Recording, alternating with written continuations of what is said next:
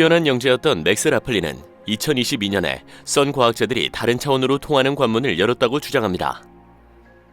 그 이후로 우리는 다른 타임라인에 살고 있으며 라플린과 같은 몇몇 천재들을 제외하고는 아무도 눈치채지 못했다고 합니다.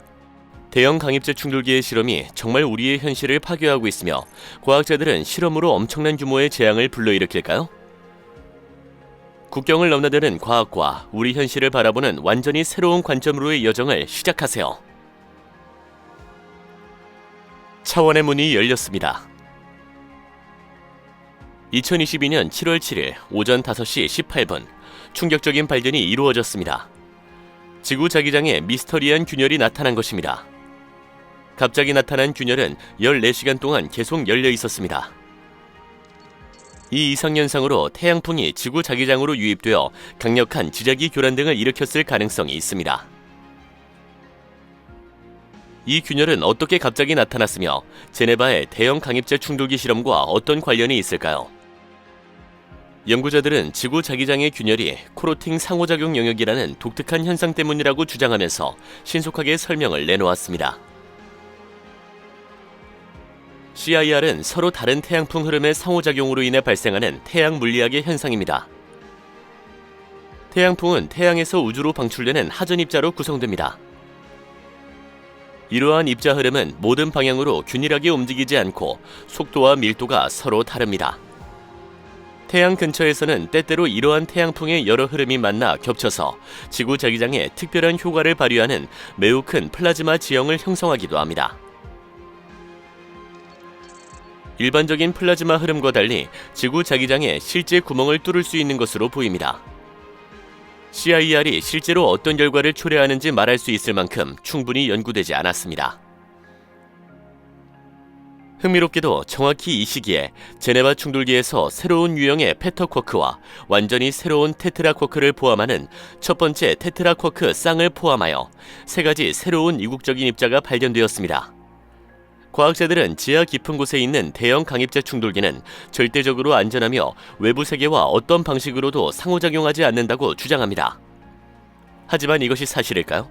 결국 우리는 작은 입자 사이에 거대한 빈 공간이 있는 진동과 회전에 지나지 않는 아원자 영역에서 움직이고 있습니다.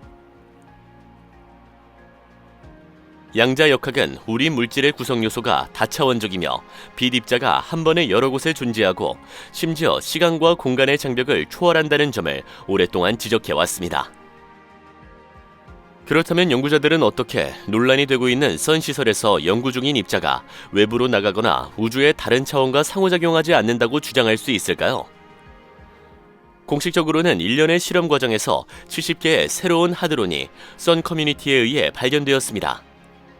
이들은 쿼크로 구성되어 있으며 강한 핵력의 기본 힘에 의해 서로 결합되어 있는 아원자 입자입니다.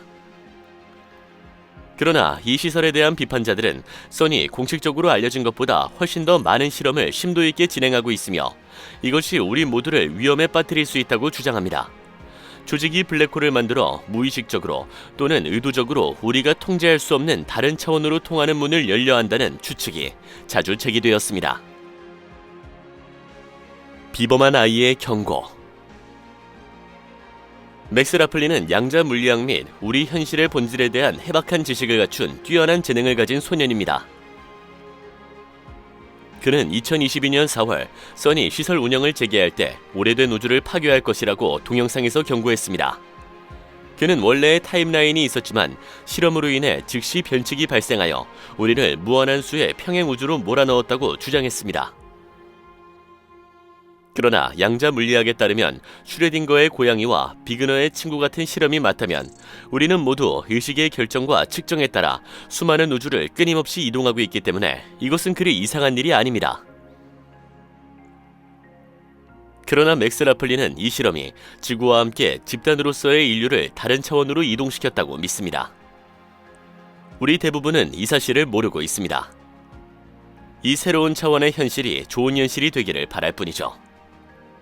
블랙홀도 위험한 실험도 없습니다. 이번 실험에 참여한 버팔로 대학의 물리학 교수는 충돌기나 그 어떤 기술로도 블랙홀에 접근하기에는 아직 한계가 있기 때문에 현재로서는 불가능하다고 설명했습니다. 그러나 제네바에서 블랙홀과 유사한 성질을 가진 시공간 연속체의 미세한 붕괴가 발생한 것으로 알려져 있습니다. 이 사실이 알려지자 입자가속기 가동 중단을 요구하는 시위가 벌어졌고 일부 사람들은 선에 반대하는 시위를 벌였습니다. 제네바 주변에서 이상한 기상현상이 반복해서 발생하고 지역 주민들은 일반적인 방법으로는 설명할 수 없는 지각현상을 보고하고 있습니다.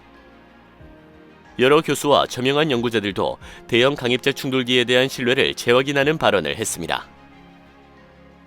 현재 진행 중인 입자 가속기 실험의 주요 목표는 연구자들이 존재한다고 믿는 신비한 자연의 5번째 힘에 대해 더 자세히 알아보는 것입니다. 이 5번째 힘이 발견된다면 입자 물리학의 역학을 완전히 바꿀 수 있습니다. 아직 아무도 그것을 실제로 보거나 측정한 사람은 없습니다. 이 시설에 대한 비판자들은 또다시 이 문제에 대해 열을 올리고 있죠.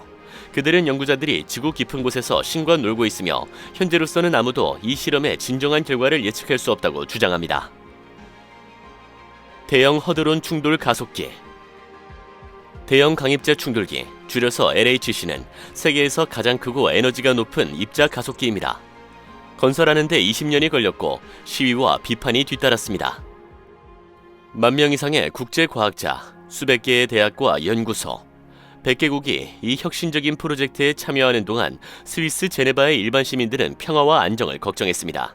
청원과 불만에도 불구하고 스위스 정부와 국제자금 지원자들은 75억 유로가 넘는 이 시설의 건설을 밀어붙였습니다. 입자가속기는 지표면 아래 100에서 175m 지점에 위치해 있습니다.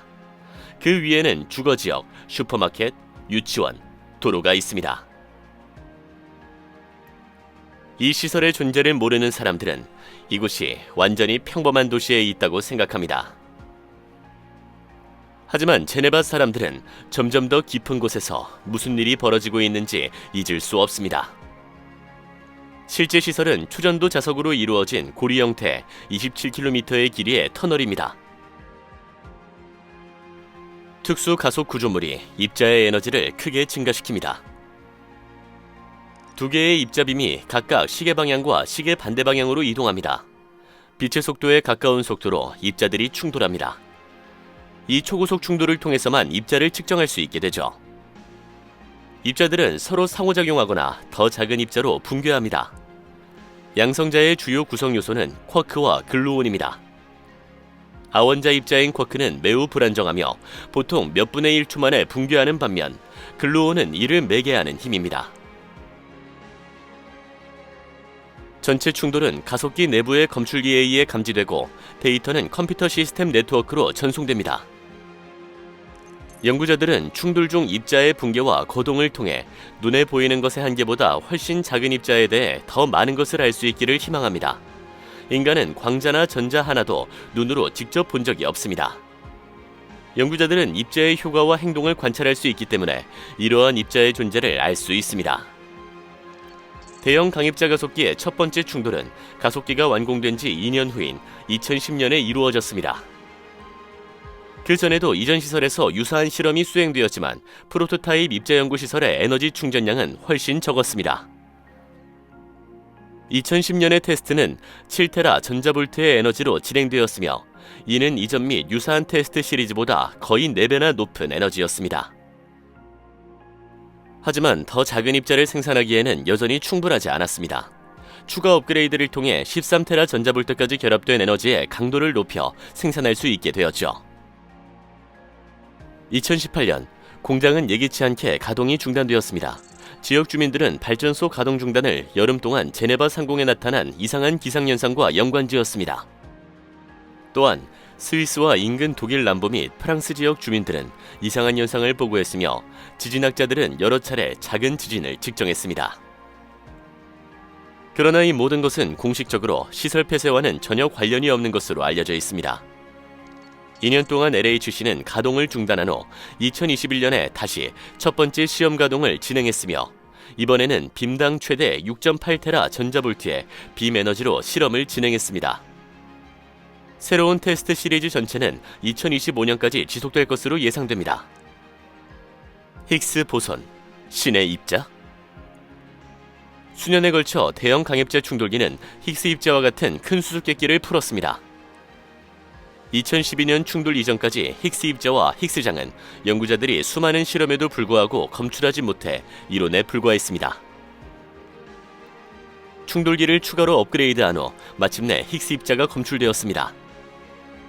이 일련의 실험 과정에서 연구진은 암흑물질과 전자와 비슷하지만 전하를 띠지 않고 별의 깊은 곳에서 생성되는 이른바 유령 입자 또는 중성 미자에 대한 더 많은 정보도 찾았습니다. 힉스 메커니즘은 입자가 질량을 얻는 방법을 설명하는 이론적 개념입니다.